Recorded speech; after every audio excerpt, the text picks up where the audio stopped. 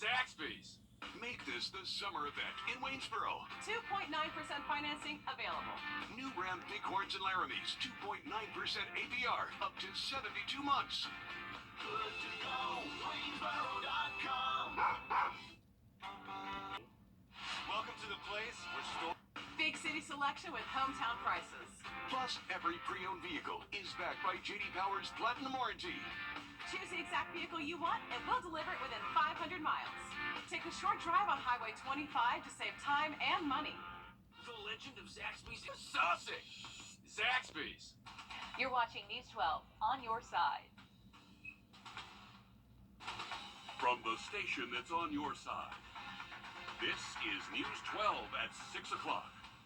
Just ahead, it's a homeless initiative to help businesses along Washington Road. The sheriff's office says they don't have any data yet, but we're checking with those businesses to see if they're seeing a difference yet. And thanks to a little hope and a lot of work, a small church in Burke County is ready to praise again after vandals strike. But first, looks like we'll be catching up on some rainfall this week as we track Idalia. Here's a live look at the Naples Pier, courtesy of EarthCam. You can see a few people out there taking advantage of the last bit of sunshine and nice weather there on the Florida Gulf Coast before that storm hits. We're expecting some wind and rain to start here sometime around Wednesday. First Alert Chief Meteorologist Riley Hale tracking that storm for us right now. Yeah, Richard, this storm is really starting to strengthen of Idalia coming up in just about 10 minutes.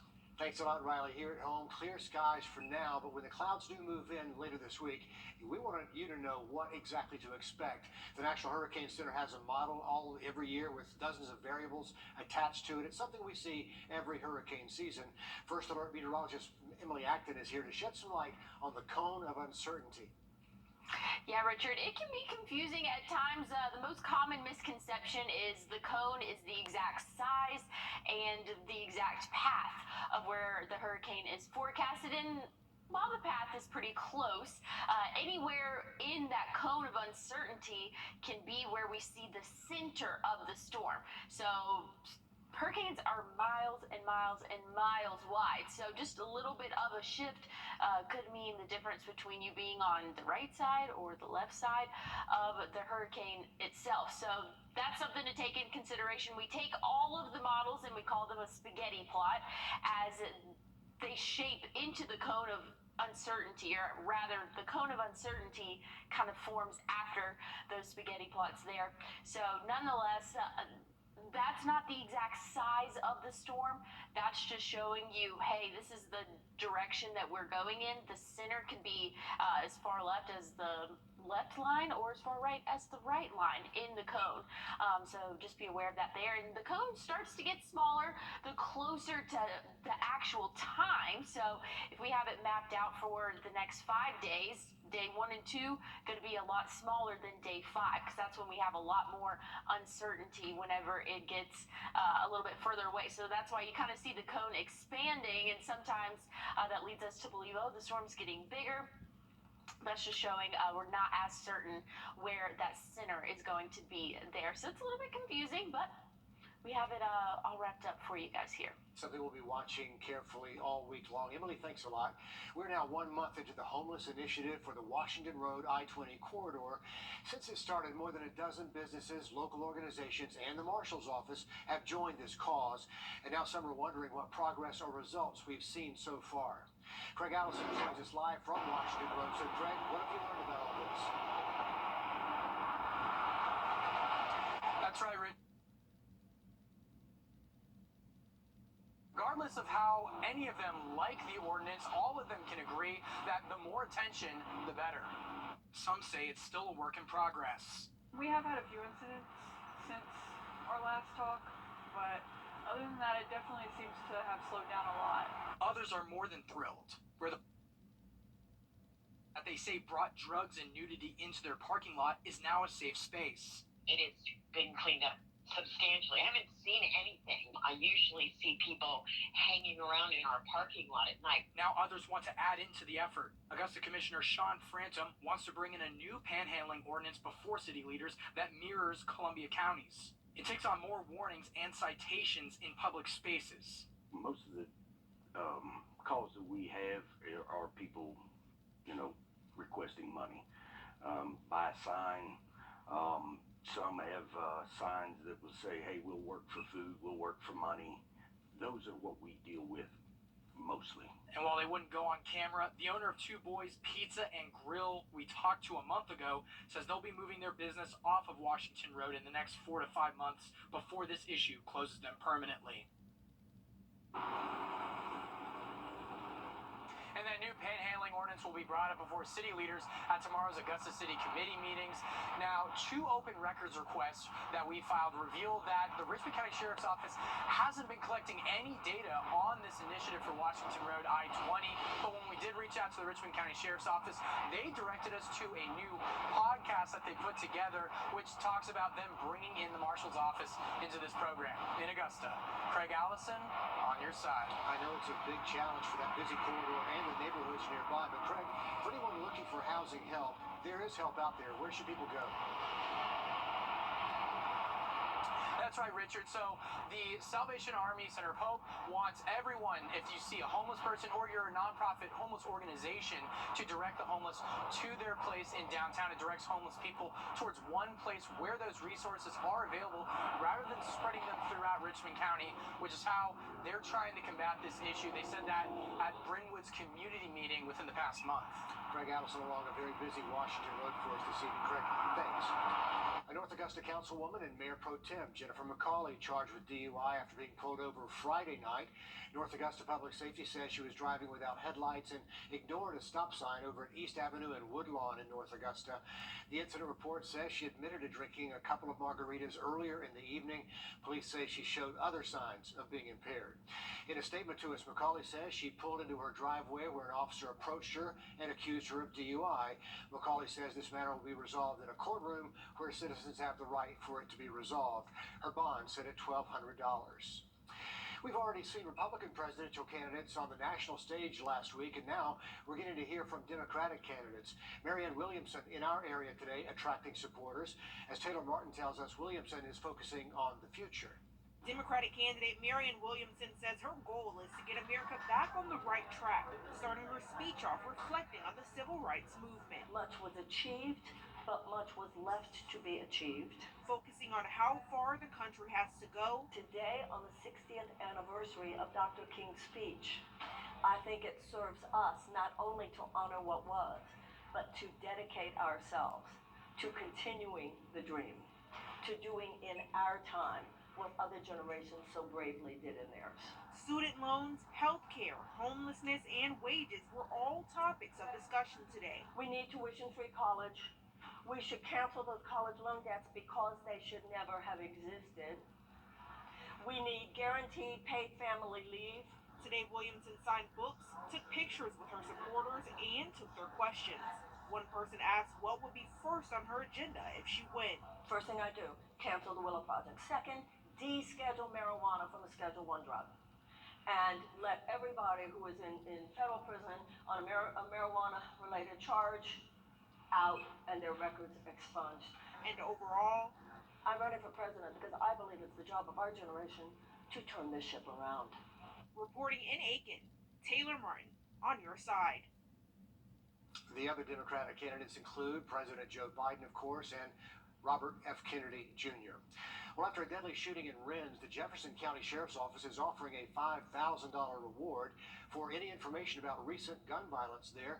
This comes 2 days after 19-year-old Kia Shields was shot and killed in a home on Washington Street. Your information can be confidential. Any tips can be called into the Jefferson County Sheriff's Office. Well, after being torn to pieces, a small church in Burke County is almost ready to open the doors again. Back in May, 3 teenagers were accused of destroying the church. After the pain of seeing the building vandalized, the community started stepping up to help that church recover. And now they're putting the final touches together to celebrate their 105th anniversary. Hallie Turner stopped by today to talk to that senior pastor who is grateful for all the love. 3 months ago, Blunt Hill Baptist Church was torn apart, left with broken glass and matches all over this room meant for worship. Reverend Williams was afraid he would never hold another church service, let alone the church's 105th anniversary.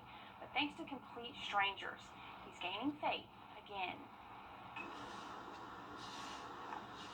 New ceiling fans, AC units, walls, and more now stand in the place of broken debris made by vandals. Wasn't that a building? Let's keep wasn't that a church? Reverend Lewis Williams says while many have called, more than 25 people showed up to lend a helping hand. In the last 90 days, we were able to turn our lights back on, able to fix the ceiling outside.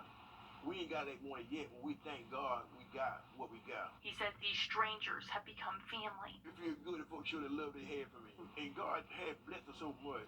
There's a guy come out here, y'all got food and nothing now. The fear of never returning washed away as churches across the area came together. It just to show up, that means a whole lot to me. Spending hours fixing the bathroom, ceiling, fans, fellowshipping, and planning for future services. Thank God we got it fixed. We ain't got it we want yet. We thank God we got it better than what it was. Williams says this serves as a reminder. I hope everybody learn a lesson that you can't stop God's progress. It's still good people. It still got some godly faith. We still got some godly serving people. In Burke County, Hallie Turner on your side. A lot of love in action right there. On September the 9th, Reverend Williams says they'll celebrate that 105th anniversary at 2 in the afternoon. They say everyone is welcome to attend. Well, after saving almost 5,000 dogs, Project Freedom Ride might be close to ending that mission. We'll explain the latest on News 12 at 6 o'clock. And we are tracking Idalia, going to bring us some impacts later into the week. We'll take a look at our local forecast from this system just after the break. Time and temp. On the backside of this system, take a look at this. Late into the week, we get some mornings down close to the 50s, waking up in the low 60s early Friday, Saturday, and Sunday morning. So we got to battle the storms early in the week, but looking much better to close it out. Big changes there in the forecast. Riley, thanks so much. You know, over the years, Roman McCon and Project Freedom Ride have been working hard to save dogs in shelters here at home and really all across the nation. Roman even has his own show on Disney XD called Roman to the Rescue that follows his adventures with that project. But with the rising cost of expenses and the lack of donations, our Will Volk says Project Freedom Ride could be in trouble. A nice big hug. Even if your house is full, why put a stop there? If you have 25,000 dogs, adopt 26,000. For most of his life, Roman McCon's been on a mission. When Roman was 4, he decided that he needed to help. Like, he learned that not all dogs make it out alive, and he wanted to change that. 1 year later, he and his mom, Jen McCon, created Project Freedom Ride. Over the last 7 years, they brought nearly 5,000 dogs from kill shelters down south to rescues up north. It means a lot to me to know that we've helped that many dogs, and it would just mean even more to me if we could continue helping that many dogs. But he says the future is uncertain. Expenses are just continuing to rise, and the number of dogs that are in need of help, that number just continues to grow. Shelters are full, and it's tough to help them all, made tougher by rising costs. Roman's mom says it now takes about $25,000 a month to operate. Post-COVID, I think everybody in the rescue world knew this was coming. You just hope it doesn't. The McCons are happy they've changed the lives of so many dogs. They just hope this isn't the end. We need a miracle. In Evans, Will Volk, on your side. They have done some great work over the years, but they only have enough cash on hand to continue until the end of September. If you'd like to pitch in and help, we have a link to do that on our website. And, you know, even if Project Freedom Ride does shut down, Roman says he'll still do everything in his power to help dogs. He does love the dogs. Coming up in sports, college football is back. Alyssa Lyons in the studio breaking down the Dogs' road to a three-peat. Yeah, they're thinking 3. Plus, which team could be our Under the Lights game of the week this week? You make the call. Coming up. First, on your sideline, sports brought to you by the Hawk Law Group. Listen, let's not beat around the bush. College football is back, which means, guys, no turning on your phones to catch a game during the wedding. And girls, please leave your schedules empty from noon to 10. Saturday, the road to the three-peat officially begins against UT Martin. It'll be the first time we see Carson Beck take on his new duties at quarterback, but not every position is set in stone. They're still hoping to fill some gaps as they head into week 1. The Dogs' top running backs, Dejon Edwards and Kendall Milton, are still dealing with some injuries. They're also out Branson Robinson for the season. Now, anyone is a potential Band-Aid to a pretty banged-up running back room.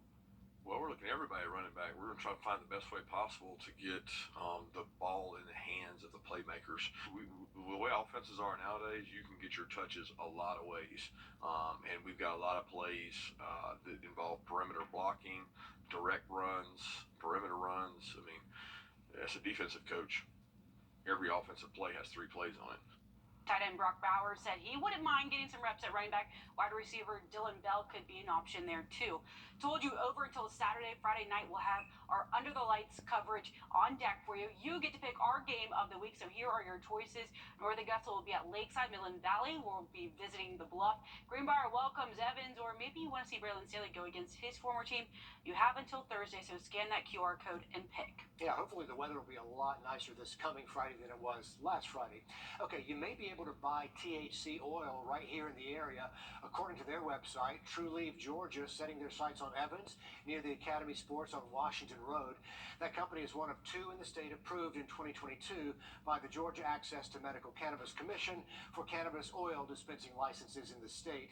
The other is Botanical Sciences LLC. Right now, because of Georgia law, dispensaries can only sell the THC oil, THC liquid extracts, vapes, flowers, concentrates, and edibles are still illegal in the state, even for medical purposes. We're back with more right after the break. Thanks for watching News 12 on your side.